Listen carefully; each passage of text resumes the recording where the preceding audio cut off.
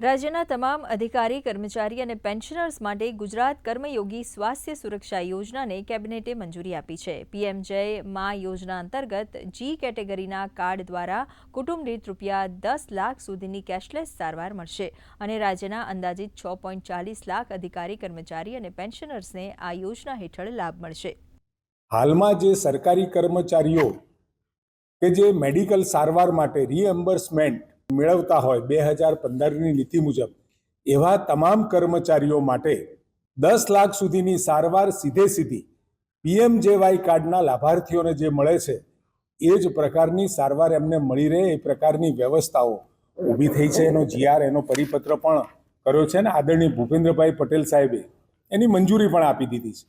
એક મહત્વની એ જાહેરાત તમામ રાજ્યના કર્મચારીઓ લગભગ 6,40,000 જેટલા કર્મચારીઓનો આનો લાભ થશે।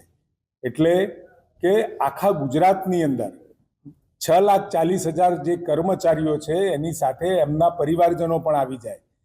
ખૂબ મોટી આશરે 300-350 કરોડ 330 કરોડ જેટલું નવું ભારણ એ રાજ્ય સરકારની તિજોરીમાં આવશે। છતાં પણ કર્મચારીઓના હિતમાં આ ખૂબ મોટો નિર્ણય આદરણીય મુખ્યમંત્રીશ્રીએ લીધો છે।